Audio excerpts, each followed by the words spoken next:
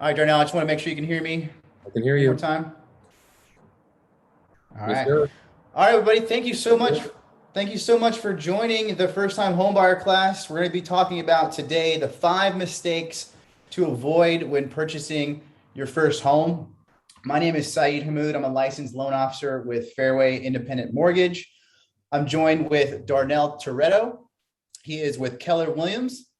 And without further ado, let's get into it. You guys have waited long enough. Appreciate you so much for joining. So Darnell, as I mentioned, he's a licensed real estate agent with Keller Williams. He's got over 10 years of experience in the banking and personal finance and real estate. He takes pride in helping his clients achieve their dreams through home ownership, through continuing education, personal finance, and personal development.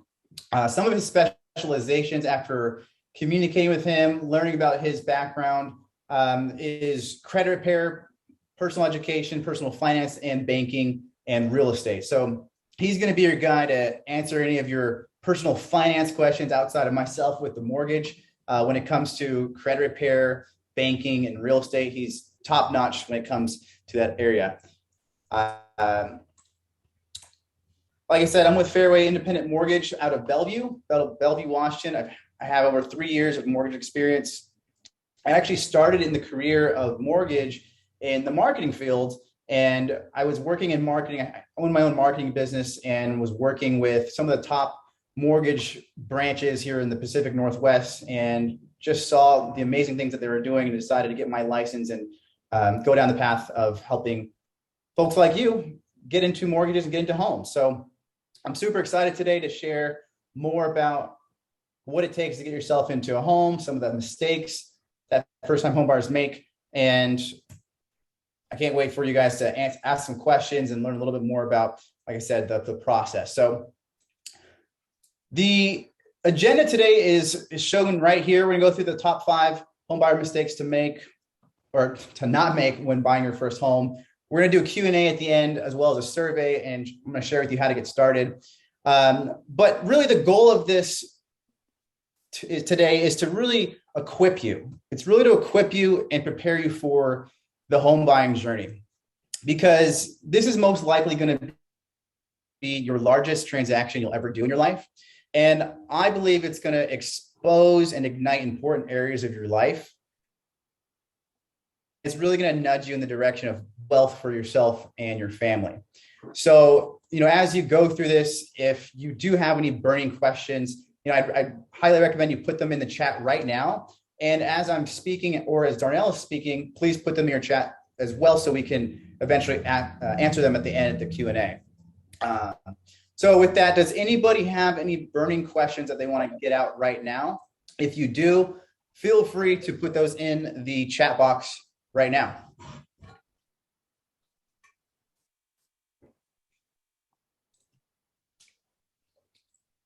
Okay, let's see if any questions are coming in. Anybody have any burning questions before we get going here?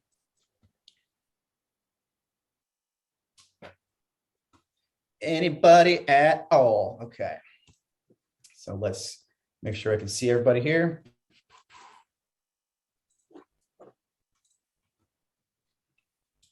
All right. So no messages yet.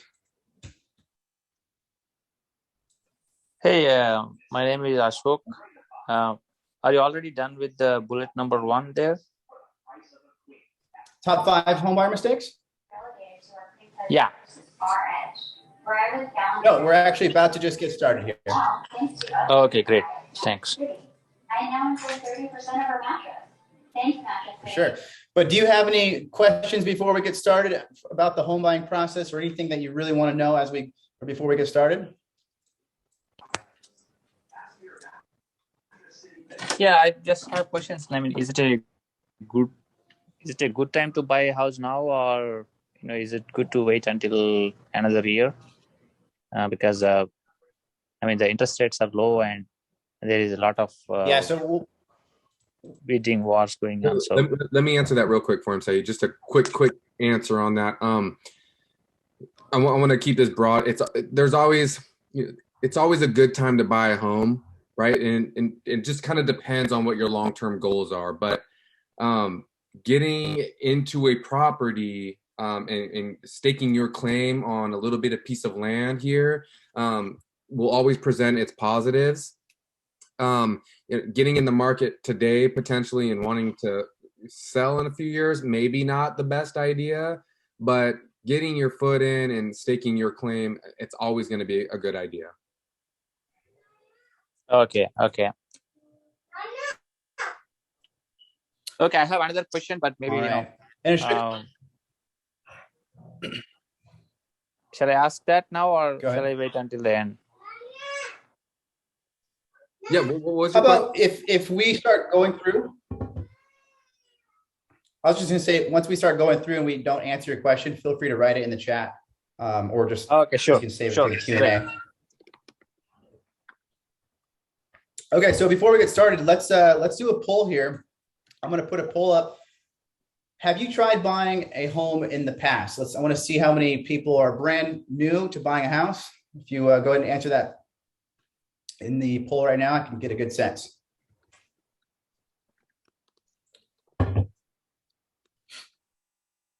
Okay, we got 2 no, 1 yes.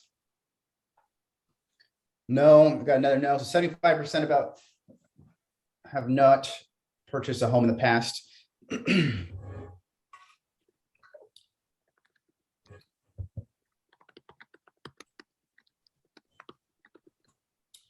All right, looks like everyone is a first-time home buyer with the exception of 1 so far.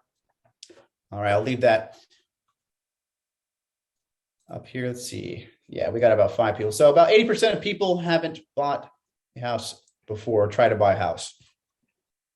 Good to know. So you guys are in the right course, the right class. I mean, we're going to go through, like I said, the top 5 home buyer mistakes right now.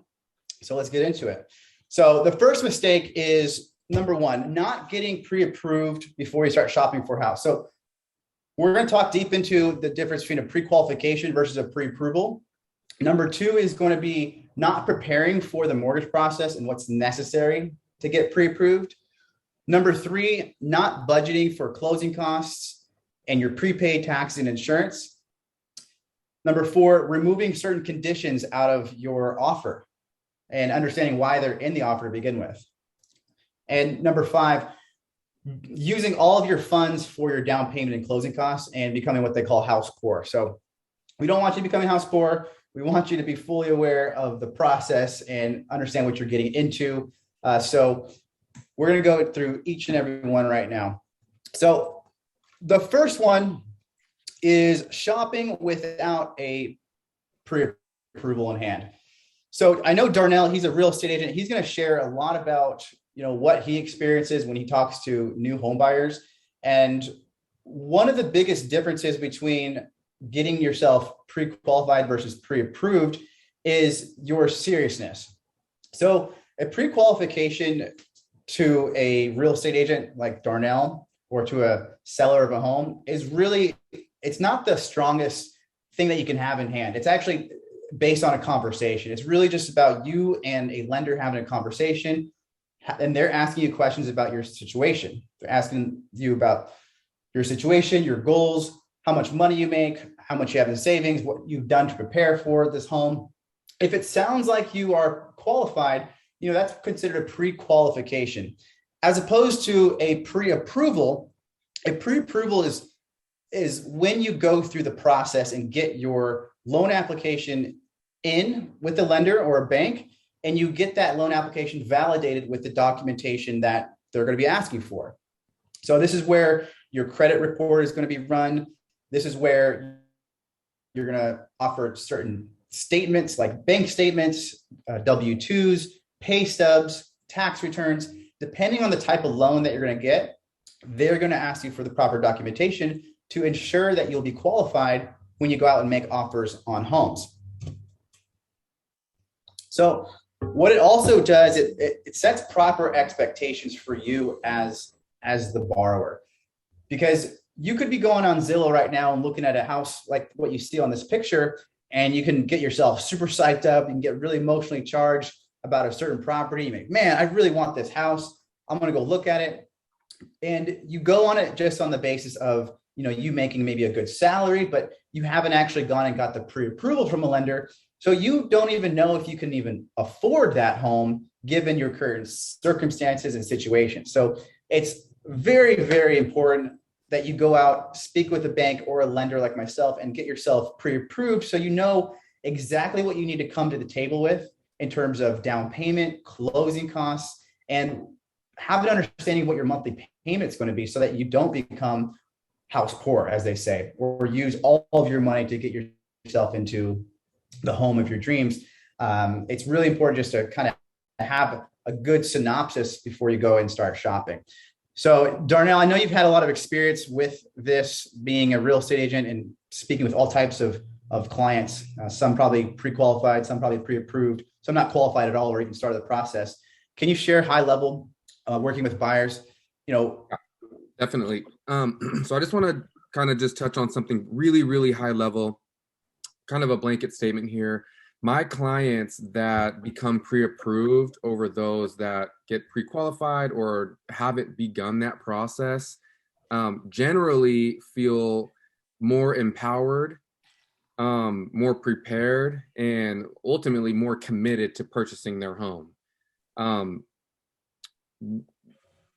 With the home buying process in general, it can be stressful at times. And my clients that have become pre-approved feel better prepared to take on the roller coaster that is buying a home. So kind of knowing what your credit situation is, your finance situation is, it will help you to have the confidence when you're putting together a contract that when a seller looks at your package, your contract, you'll feel more confident that they're going to choose yours over another competitor. So really high level, but in a nutshell, being empowered, feeling prepared, and being committed to buying your home are all the benefits of getting pre-approved with a loan officer such as Saeed. Yeah, thanks, Darnell. So the second mistake that home buyers make is just not preparing for the process. Like, as I alluded to, when you get yourself pre-approved versus just pre-qualified, there's a lot of things that go into the process.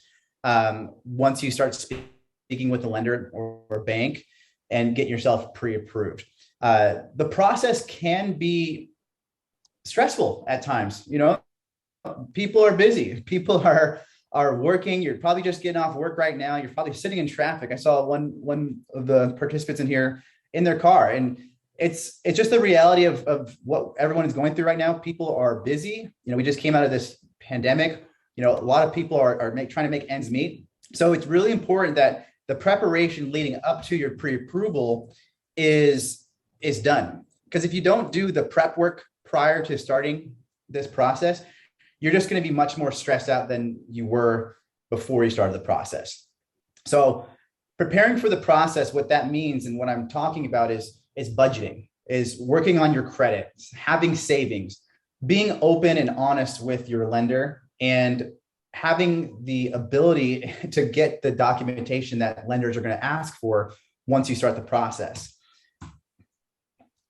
So one of the first things that you're going to do when you get yourself pre-approved is, number one, speaking to a lender. You're going to have to find a loan officer like myself, and you're going to have to share your story. You're going to have to share your situation. And a loan officer is going to determine really quickly if it makes sense to even start the process or not. 1 second here. We're going to be putting someone in. Like I said, they're going to determine if it makes sense to start the process or not, because they don't want to waste your time, and we don't want to waste our time. And it's way more important for you to get your life situation in order before you go out and make the biggest transaction of your life, in my opinion. Because if you don't have the important things that it takes to get a mortgage and get yourself into a home done, you're just going to get yourself into a deeper hole in long term. So once you speak with the lender, you're going to get an application, a mortgage application. You're going to take 10 to 15 minutes to fill that out. And the lender is going to start to go through the process of pre-approving you. They're going to determine where you're at in terms of your financial health by looking at your credit, your debt to income ratio, and your income. So I'm going to touch on these briefly. I'm not going to go too deep into them. Like I said, at the end of this presentation, you're going to have an opportunity to book a call with me to go over this a little bit more in depth. But high level, what lenders are looking for in terms of credit is how likely are you able to pay this loan back? Because you're applying for a home loan. So we're determining what type of home loan is going to best suit you and your needs. And the higher your credit score, obviously, the more of the better ability you have to pay back the credit that you take out. So 600 for Fairway, the company that I work for, that's what you can actually, that's as low as a credit score that you can have to get yourself into a mortgage. 620, 640, that's going to open yourself up to some options that give you down payment assistance. So additional loan programs that you can get yourself into. And then 740 is kind of like the top tier credit score that you want, where you're going to get the best interest rate and the best pricing for your loan. So it's going to be cheaper for you if you have better credit. Debt to income ratio, all that means is how much debt do you have out versus how much income you have coming in. So what we do as loan officers is we pull your credit report and we look at all of your monthly payments as shown on your credit report. We add all those up along with your monthly mortgage payment, the proposed monthly mortgage payment. And then we just divide that by your gross monthly income. That creates your debt to income ratio. It's a percentage. So that percentage, as long as it's below 45%, typically you're going to be able to get yourself into a mortgage with that low of a debt to income ratio. With some programs, you can go higher, but it's good to stay below 45 so you have the most options available for yourself. And then sourceable income. So we as lenders need to verify that you have income. So income can come from many different sources. It can come from a W-2 job. So if you're working hourly or salary, you're most likely getting a W-2. You can have self-employed income. So if you're doing Uber, Lyft, Amazon Flex, any of those services, you can use that as income. If you have a business, you can use that as well, like a corporation, whatever it may be. We're going to take a look at all of that and determine what we can and can't use. Same thing with Social Security income, fixed income, disability, pension, alimony. These are all types of income as lenders that we can determine if it's usable or not. And I will say, you do need to have at least a 2-year history when it comes to W-2 income or self-employment income. So you want to just make sure if you're applying for a mortgage, just know that we're going to ask, do you have a 2-year work history cumulatively, a 2-year work history over the last 2 years, 4 years, 3 years, whatever it is, as long as we can prove that you've been working a total of 2 years and you're currently working or you're currently getting some income, you most likely will have some qualifying income to use. And Darnell, do you have, because I know you're the credit expert, Sure. Do you have any insight towards credit? Because I know when we talked offline, you've helped some of your family really boost their credit from the low 600s to high 7, 8. What is maybe some advice or some tips that people can listen to right now and hear from you to really get them on a path to increasing their credit or bettering their credit right now? Yeah. So again, I want to treat this from like a very high level perspective. What I would say, and just kind of sum up everything you just spoke on, is don't start the preparation for this the day you begin shopping for a home. There are numerous resources available to us, free resources that are available to us that aim to give us the knowledge and the tools to help prepare us financially and from the credit aspect, from the credit side, before you get out there shopping for homes. A couple of resources, things that I've used with clients, family members to kind of help work on credit reports. Annualcreditreport.com. Maybe some of you are familiar with that. It's a resource provided to you that provides a copy of your credit report from the 3 major credit bureaus. You get one per year, And I believe we researched now during the COVID pandemic that they've increased the number of reports that you can pull because so many people have been affected from loss and having to negotiate payments with their lenders, things of that nature. And so annualcreditreport.com has opened up their resource so that folks can stay on top of changing credit reports. Other free resources I wanted to drop here really quick. Credit Karma is a pretty popular one. They provide your Equifax and TransUnion credit reports and scores for free, and it does include monitoring. I believe that updates monthly, and you can always pop in there, take a glance over your credit reports, just kind of give you a nice little temperature on where you're at.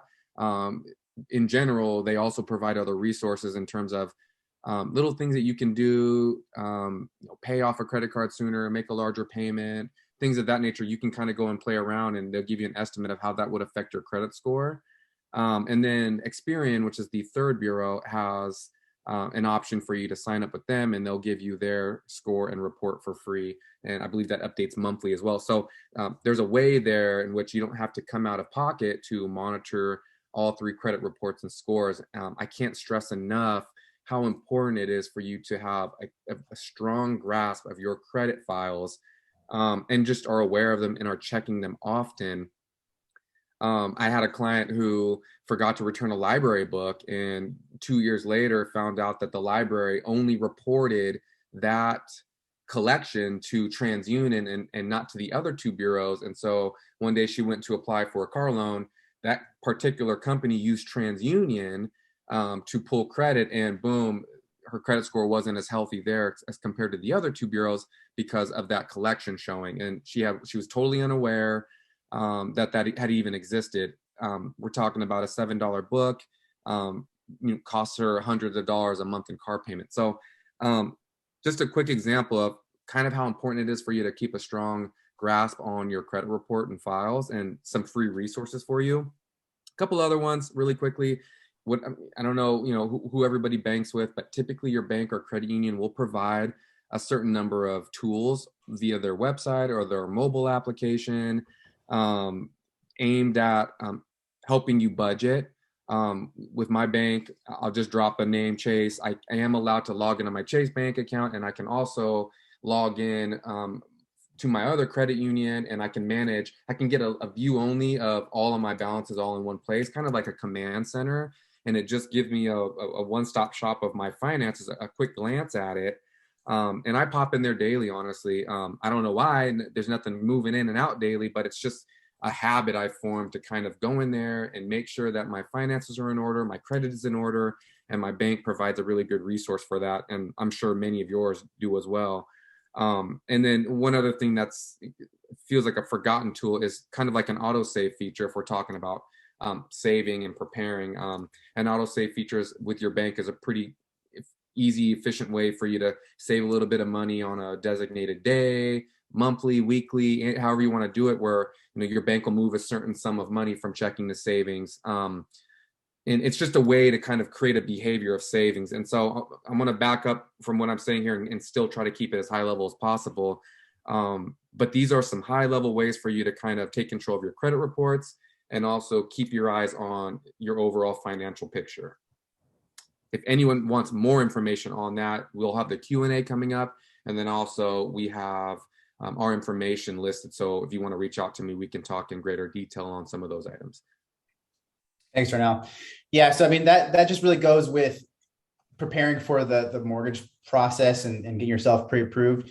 You're going to figure out real quickly if you are approved or not once the lender actually pulls your credit and shows you exactly kind of where you're at financially. Do you have too much debt? Do you have collections? Do you have liens? Do you have judgments? These are all things that a lot of people will just, put on the back burner and not necessarily care to attend to until it's really time to. And when it comes to it, buying a house, getting yourself pre-approved, those things are all going to be looked at with a fine-tooth comb.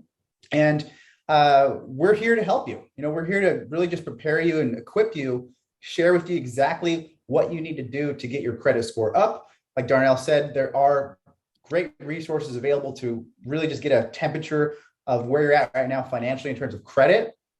And then also, once you do actually get pre-approved, you're going to know very quickly how much you're going to need for your down payment, your closing costs. So that all ties into budgeting for, what's coming ahead. If you decide to go and start putting offers on homes, you now know how high of a loan amount you can actually go up to, what your max purchase price is, what your monthly payment's going to be. You don't want to put yourself in a situation where you go put an offer on a house that's $400,000. You find out the payment's it's $2,000 or $2,500, and you can only afford $1,500. It's the last thing that you want to do.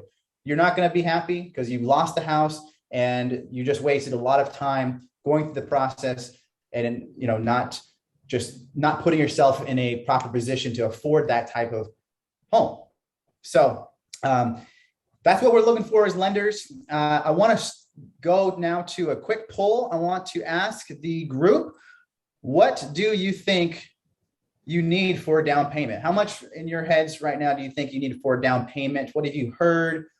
What is some of the rumblings that your friends have said about what you need for a down payment? Go ahead and put your answer in the poll here, and we'll get a good idea and understanding of what the group thinks, what you need for a down payment.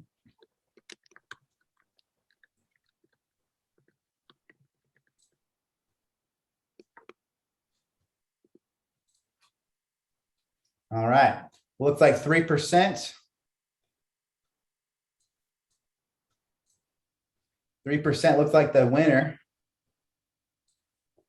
Anybody else? I think that's it. So the right answer is all of them are correct. You don't necessarily need a certain down payment to get yourself into a home.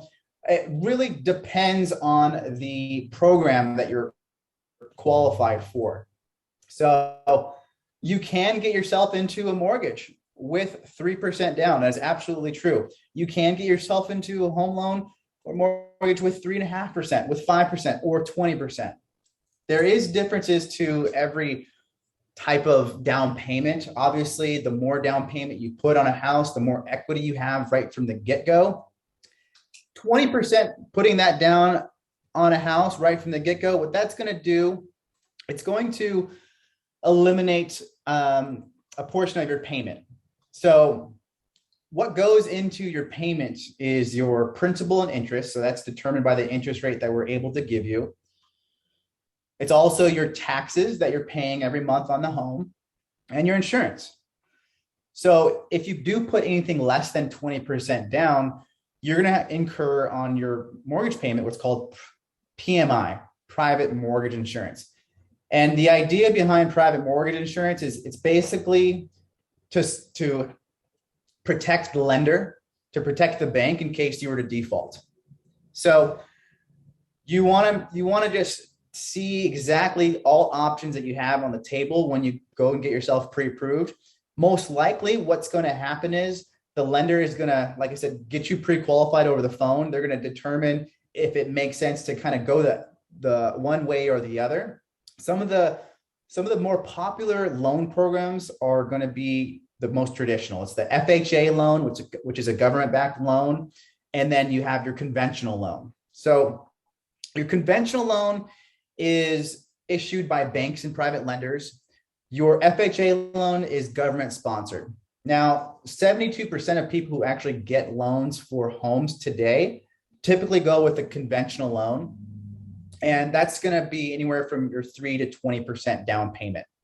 And the difference between conventional and FHA when it comes to private mortgage insurance, a conventional loan, private mortgage insurance will drop off eventually after you have 20% equity in your home, meaning you've paid the loan down by 20%, which is why if you put 20% down from the start, you don't need to have that private mortgage insurance. We don't include it. On an FHA loan, guess what? Your private mortgage insurance stays on there for the life of the loan. So you're going to have private mortgage insurance the entire time you have an FHA loan, which means your payment every month is going to be larger. So if you only qualify for an FHA loan today, because maybe your credit's not so good, or you need an FHA loan type program, the goal would be to refinance down the line into a conventional loan so you can eventually eliminate that private mortgage insurance. FHA loans definitely have lower credit qualifications, lower down payment qualifications. However, because they are government backed and they're a little bit more risky, your payment's probably going to be a little bit higher because they're just more expensive up front. The idea behind an FHA loan is people are statistically more likely to default on an FHA loan, which is why, you know, the credit and down payment qualifications are a little bit lower. And big difference with FHA and conventional, you have limits on how much you can actually be lent out per county if you go with an FHA loan. So as a loan officer, what I do is, like I said, I pre-qualify someone. I take a look at all their income docs, their previous history, their credit, and I figure out what is going to be the best option for you in terms of where you're at today and what your goals are for a monthly mortgage payment. If I can get someone approved for a conventional loan and they have the funds for the necessary down payment they need, I'm going to recommend a conventional loan all day because in the end, it's more beneficial to you as a borrower. Okay, so the next thing is closing costs. So closing costs, most people don't realize that there's closing costs when it comes to getting a mortgage. They think about the down payment. They think about, you know, that 3%, that 5%, that 20%. They go, oh man, I don't have that money. Or maybe they do save up to that amount, but then they go and put themselves into an offer situation. And they realize, oh, wait, I need these things called closing costs. What are those? Well, closing costs, if you want to have an easy reference of how much they actually cost, is typically around 1% of the purchase price. And that could be anywhere from $4,000 to $6,000 in this market.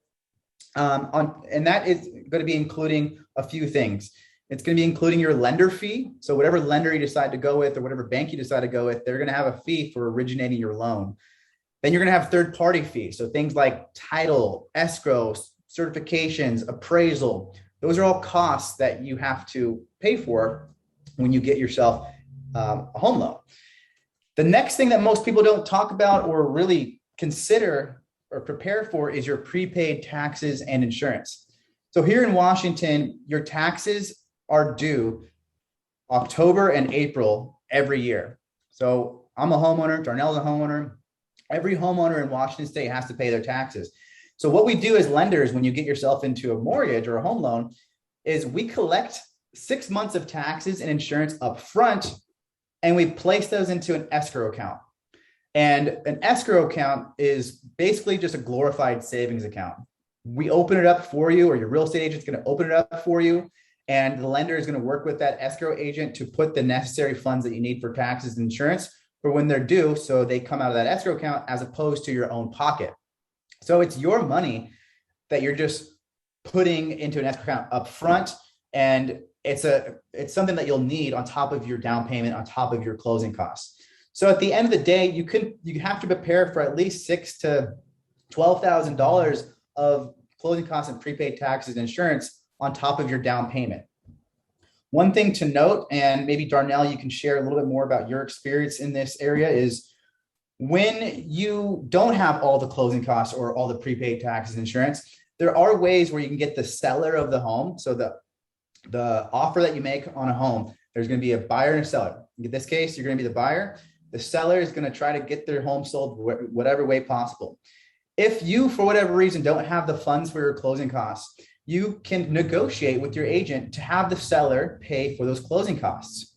And Darnell, I'm going to kind of lobby it to you because you probably have a lot more experience than I do talking with listing agents and trying to get some of those closing costs covered, if not some or all of them. Can you share kind of what the market's like today and let the audience know if it's possible to get it still, or if it's just not seen at all? Like, give me your experience with it. So we'll speak on it in general first, and then we'll talk about the market, right? So the market it's split up in two different markets. We'll say that there's a buyer's market and there's a seller's market. And on a rare occasion, we have something unique in between. As the balance of power shifts, we're swimming in the in the middle of the pool where it's sometimes a buyer's and a seller's market. Right now, I can tell you definitively this is a seller's market. It's going to be a rare occasion where a seller is going to pay for a buyer's closing costs. We're at the top of that market. I think the gentleman who hopped on just a little bit ago, pardon me for not knowing exactly which one of you that was, had asked, is it a good time to buy? And while the answer is still yes, there's still preparation that goes into making sure that's a definitive yes. And one of those things is preparing at this point in this market to cover your own closing costs. In other markets, during other markets, when it's a buyer's market, and homes are sitting on the market for more than 4 days, 5 days, sometimes a house may be sitting there for 3 to 4 weeks. There's so much inventory on the market. Maybe rates are a little bit higher. A number of things are kind of happening there. If a house is sitting for too long and the seller is getting anxious, that gives the buyer a little bit more leeway to kind of say, hey, I'm looking at the price of this home and I agree with that, but I'm not too hot on covering these closing costs. And matter of fact, I'm right at the edge of ownership here. It may be the difference between the price of the home and closing costs on if we can close this deal. And so sometimes in those situations, when the buyer has a little bit more leverage, you can bring a seller to the table to cover closing costs. So in that market, that is a normal thing to happen. In today's market, it's not a normal thing to happen. Gotcha. Yeah. I speak with borrowers all the time, and a lot of times they don't have a ton of money in savings to pay for the closing costs and the prepaids. So I always give them that option. I always say, hey, look, it is possible to get a home if you don't have the funds for those to pay those out. It's certainly possible, but you have to recognize the market that you're in and the area that you're in. So if you are buying maybe a home in a less desirable area, you may have the buyer be willing, or the seller to be willing to pay for those closing costs. Yeah. We'll see it in rural areas. So if you're in a rural area, if you're way, way, way deep out there in Sultan, possibly maybe you're in Yelm out there. Sometimes you'll see that still on the islands. Where the house has been up, it's been up for 3 weeks. It takes a lot for someone who's working in the city to decide they want to live in Oak Harbor. And so, factoring in ferry rides daily and power outages when the weather hits, all those things are factored into that particular unique market. And so you could definitely still see some seller concessions in those areas for sure. Yep. I want to do another poll. Why do you guys want to buy a house? I'm very curious. What is the big reason that you want to buy a house for your future? Give me some answers here. What do you guys wanted to purchase for? You guys wanted to stop paying rent, invest in real estate, stop living in an apartment? Go ahead and answer that in the poll that I just put up there. Let's see what you guys are here for. Invest in real estate. Yeah, a lot of it's investing. A lot of it's stop paying rent. Those kind of go hand in hand. When you realize you can be paying yourself instead of someone else's mortgage, it kind of makes sense to just see if you can get yourself pre-approved and get yourself into a mortgage. I will say, if you are already paying rent right now, if you're paying rent in Seattle, you most likely can afford a home and get yourself into a mortgage. Really, the biggest thing that you have to work on is just getting yourself prepared in those other areas, which is credit and budgeting for your things like the down payment and closing costs. By the way, I didn't mention this in the previous slides, but in terms of programs that are available for you guys, the down payment, one of those options was 0%. So there are programs in Washington State that allow you to get into a home paying 0% down payment, meaning Washington State will give you money or a grant to get you into a home. So I provide lots of first-time homebuyers programs with the Washington State Housing Finance Commission.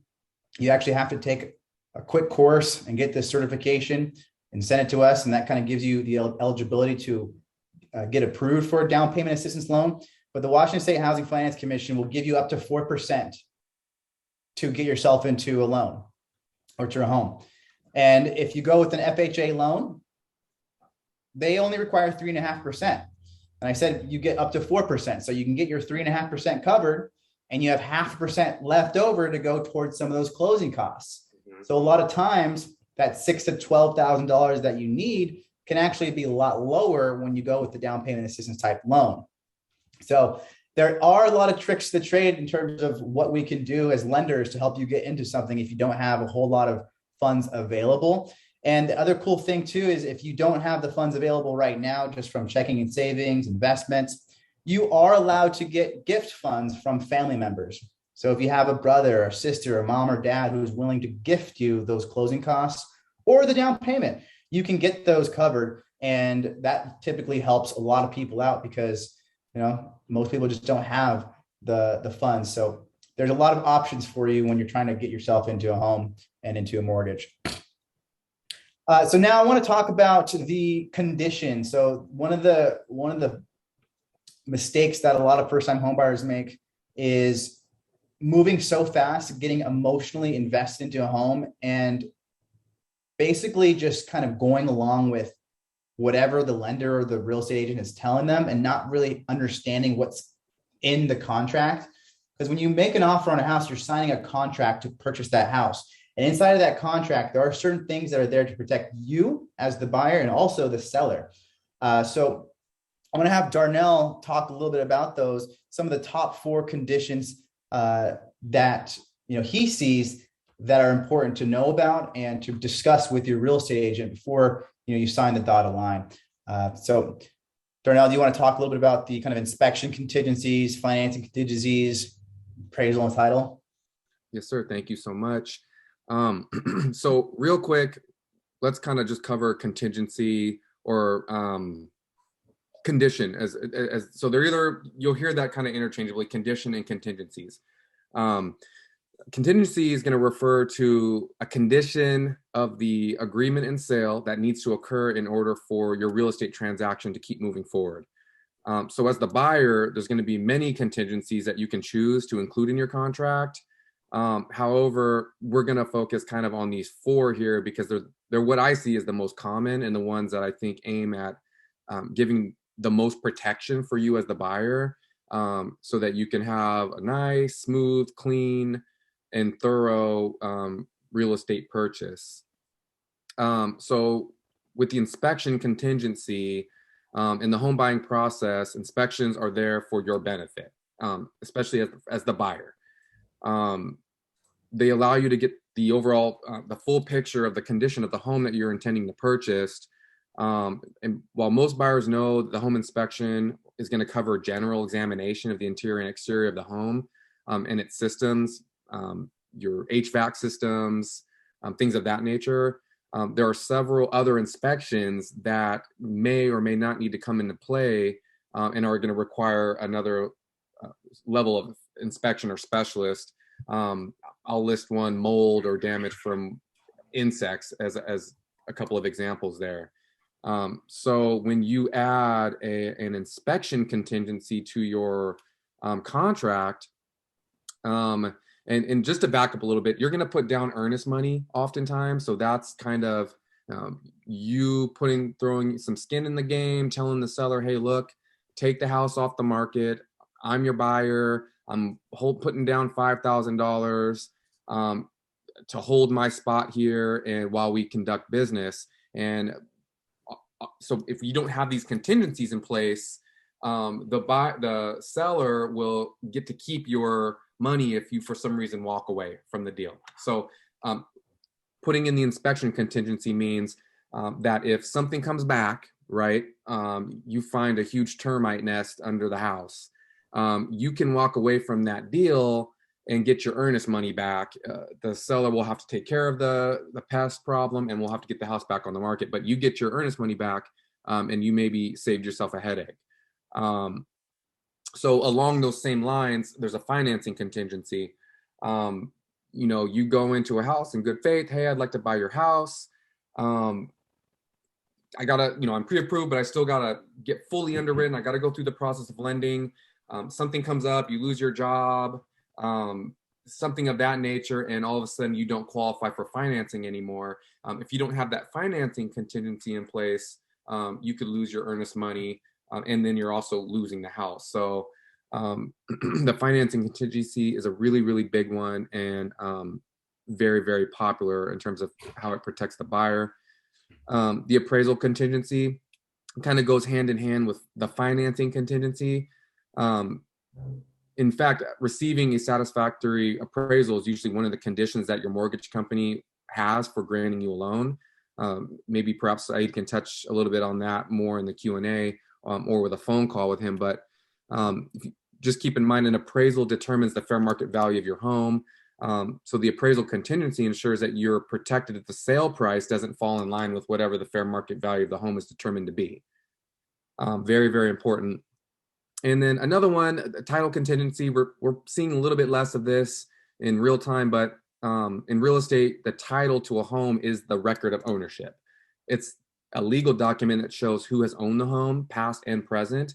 And it also records any liens or judgments that may have been placed against the property. Typical scenario, a title company or your attorney will review the title on your home before closing. If there's any issues that come up, they try to resolve them so that the title can be transferred to you, the buyer, free and clear.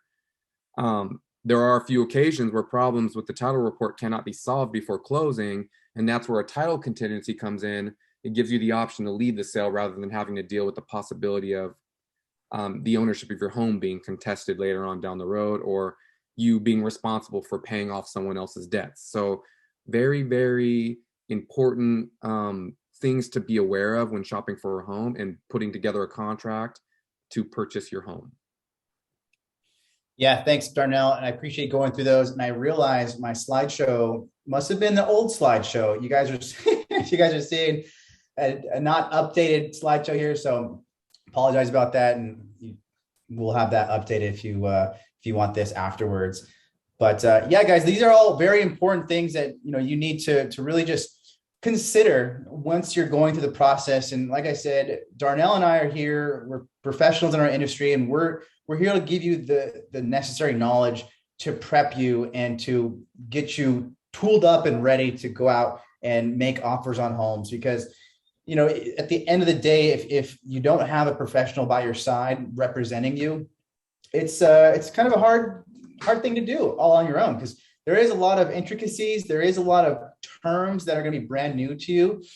Things like the contingencies for sure, or the conditions. And, having someone like Darnell just explain what's in a contract, that's what they're paid for. They're paid to represent you and to help you along the way. And they're gonna explain everything as best as they can to you and help you understand what you're getting yourself into and what the actual terms of the offer are. Okay, so we're moving right on track here. We are 5:56. We're going to try to end up here at 6:30. One of the last mistakes that I see home buyers, especially first-time home buyers, making is draining all of their funds to purchase a home. This one is actually very close to my heart in terms of, my value system. I value quite a bit being debt-free and knowing where my money is going every single month and having some sort of emergency fund or savings. And when it comes to buying a house, it's just like buying anything else. You're sometimes going to have to put things on the back burner. You're sometimes going to have to sacrifice certain things to get what you want.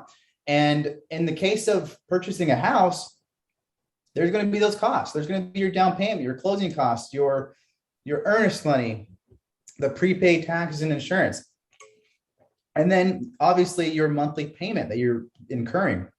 So if you find yourself in a situation where you have to use all of your money to purchase a home, leaving you no emergency fund, no savings, no money to show for it at the end. My personal opinion is you should reflect and determine for yourself if it's the right transaction for yourself. Because I don't know you guys' situations, your personal lives, things happen. Emergency funds are in place for emergencies. Savings are in place in case something was to happen. And I truly believe if you have a good sense of your financial health, which starts with your credit, which starts with having some money in the bank, which starts with having some emergency fund, which starts with getting yourself debt free. I truly believe if you have those things in order prior to getting yourself started in the home buying process, you are going to be much happier once you get into that home of your dreams, because you're not going to be stressed out. You're not going to be house poor, as they say, using all of your money for the payment and not have anything left over to put into savings or investments or save for your children's fund, whatever it may be. Darnell, you've helped a lot of people, with their credit, and I know you have some insight and some, belief system behind just being financially responsible. Can you add anything to that before we get into the Q&A? I definitely will. So I'm going to sum this up with one word. It's if I could leave you with one word in terms of the lead up to being prepared or getting ready to purchase a home, it's going to be the word behaviors. What are you doing daily, weekly, monthly, annually to set yourself up for success with home ownership? And more importantly, I can't stress this enough. This is not a keeping up with the Joneses kind of thing. This is not a competition with the family living down the hall. Every person's situation is different. So that's why I say, what can you do? Not what is everyone else doing to prepare to compete and to prepare to, make a very serious purchase for you or you and your family's lives going forward. And I believe it all starts with a goal, right? So setting a goal, and then obviously the next step is, putting in the research, right? So what do I have to do to accomplish my goal? And knowing that you're not alone. Some of your research should involve bringing in professionals such as Saeed and myself, or whatever other professional that you feel that you've built a bond with, some trust with, someone that you rely on in terms of giving you, the right advice to help set you up for success. Sitting down and very clearly defining what is a want in your life and what is a need in your life. Let that part sink in, okay? Because a lot of folks that are not ready to join the world of homeownership struggle with understanding what the difference between a want and a need in their life is. I tell you, some people need coffee in the morning. They cannot function without it. They're terrible leaders. Your boss is just terrible to work for if they don't have their coffee. There's an argument that for some people, coffee is a need. Not for everybody though. Some people just habitually do things, and you have to have that inner look. You sit down and you say, what are some things that I can compromise on, that I can sacrifice so that I can stick to my monthly, weekly, daily, annual behaviors so that I can, own my home and my home doesn't own me, right? Saeed talked about being house poor. House poor is when you wake up and you're not happy about being a homeowner. Your house is ruining your life instead of enhancing it. So I want to talk a little bit about this pandemic we just kind of went through. And I don't know about you, but if there's one thing that I'm taking with me when we get to get back to normal life and this zombie apocalypse is finally over, is COVID-19 has taught me how to be thrifty, even more so than I was, but without sacrificing having a good time. I have a 5-year-old daughter that I have, really switched gears on.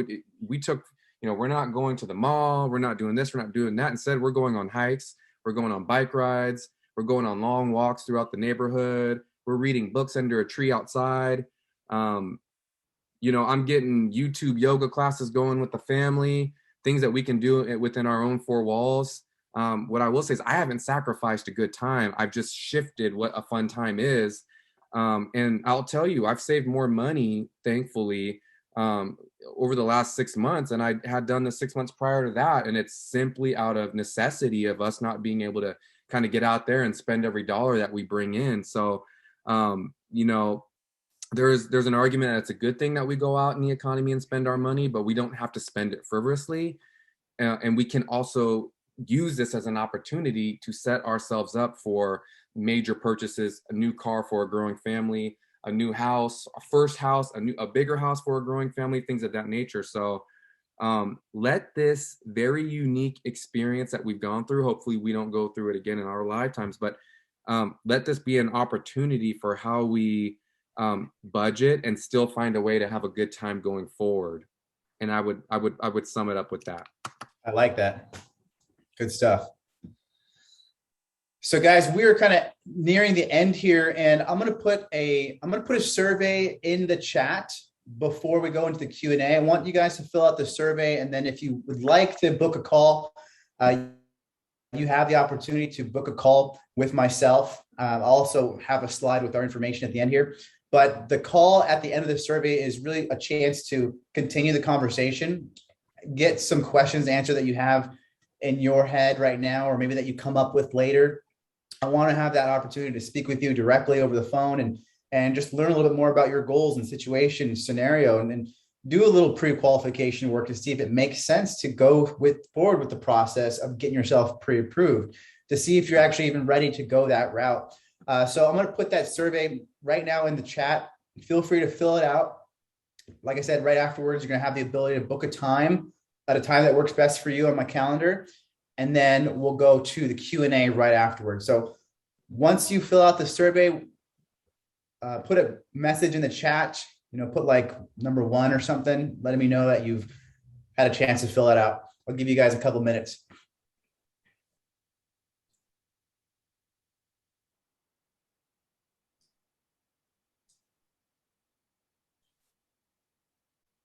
All right. If anybody is not seeing the link in the chat, feel free to unmute yourself and just let me know.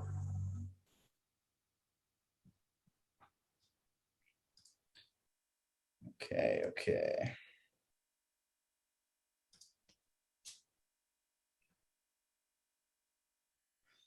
As I mentioned, there's a survey link in the chat. Go ahead and fill that out and book a time to speak with myself afterwards to have a deeper conversation if you'd like. If you're just here for the information, I'm glad that we can provide that to you. But if you're looking to move forward in the process and really determine if it makes sense to get yourself pre-approved and go through that process, I'm more than happy to spend a half an hour with you on the phone, 10, 20 minutes, whatever it takes, just to determine where you're at and see if it makes sense.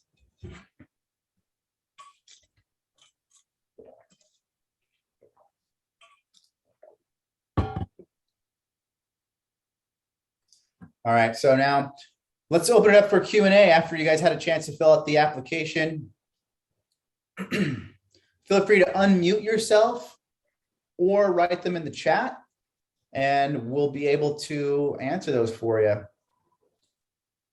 You can either ask in the chat or you can unmute yourself and ask it directly.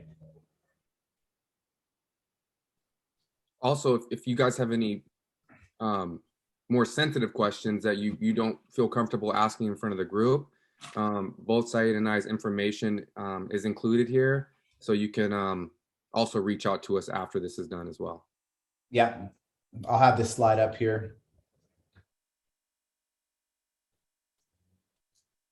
But yeah, guys, any questions that you have?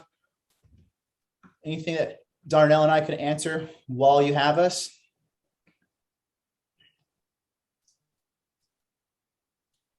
Hey, I asked a question in the chat. This is about installing a log or cabin home. Just wondering, which cities allow that around Seattle? Log or cabin home? So yeah, I would say let's have a conversation offline. I would have to have some more details about that. I know log cabins and cabin homes in general are pretty few and far between with a lot of lenders. So I can definitely refer you to a lender that does those if we don't. So I'm more than happy to speak with you and point you in the right direction. And real quick, it sounded like were you just figuring out which cities allow it in general? Yeah, that's the exact question. Yes. Okay, so that is something I don't know exactly off the top of my head, real estate wise, but why don't you, if you wouldn't mind, shooting me a quick email with that particular question, and I can definitely find that answer for you. Okay, sure. Will you be leaving your email address in the chat then? Yep. He's gonna have that up for you, and then send me that email, and I can get busy working on an answer for you. Is there a particular area that you would like to stay in, and are you trying to confirm if you can put one down there, or will you go to wherever you can? Well, I in the east side here, Okay. Redmond, Bellevue, Woodinville, Snohomish. Okay, east side. Maybe Duvall. Maybe out there in Snoqualmie, maybe that's a little bit more rural out that way. Yeah, Snohomish is fine. Snohomish is good. Okay, so go ahead. My email's there. The second one, Toretto, RET@gmail. And send me that particular question, and I will get working on finding that answer for you. Okay, can you repeat, please? It's the Toretto, RET@gmail. It's the bottom. Can you see the slide there? Oh, just a minute. Okay. Let me take a screenshot of that. Yeah, there you go. I got it. Yeah. Send me an email. And then also with any other questions, like if they're that detailed, send me any questions you have. And then I will get back to you. I'll give you a ring, and we'll get to the bottom of that. All right. Yeah. Thank you very much. What other questions can we answer? I saw a lot of you guys also fill out the same book of calls, so definitely we can answer some more questions on the call too. But anybody else have any questions while you have us here that we can answer for everybody on the line?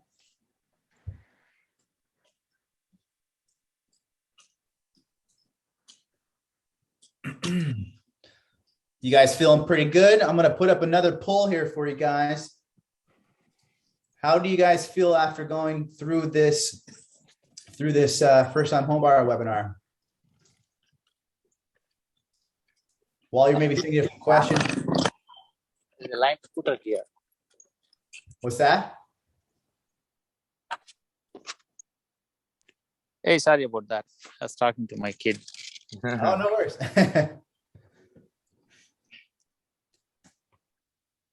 So any last questions? Anybody have anything they want to talk about? If not, like I said, I'll be able to answer those on a phone call with you after you fill out the survey, book a call. Looks like we've got 100% of the people, 4 people so far ready to get started with the process. I love it. I just want to add, guys, if there is no other, go ahead. Let me add something else. I just want to thank everybody here. Really, this is a first step. So even making it to a webinar, you guys should pat yourselves on the back, give yourself a round of applause. This is what you would call a first step.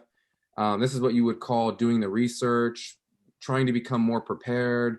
You're doing the right things, I should say, even just being here. So thank you for giving us that opportunity. I won't lie, there's a lot more to it than just a webinar. And I hope that when you think about lending, you think of Saeed. If you think about real estate questions, you think about myself. And I know we would love to chat with you and answer any other questions you guys might have after this. Thank you. And thank you, Saeed, for having me on. Absolutely. I appreciate you, Darnell. And I appreciate, like Darnell said, everyone coming on and just educating themselves and getting themselves prepared and ready for, something that they're interested in, something that they're going to embark on. Whether you use myself or Darnell, it's going to be a great experience, through going through this process, exposing some things that are important in your life, getting yourself prepared and prepped and ready. And, once you do have those things set up in your life and you get yourself into a home, it's one of the greatest experiences to call someplace home. And, I hope you'll think of me when it comes to lending, and him when it comes to real estate, looking for a house or refinancing.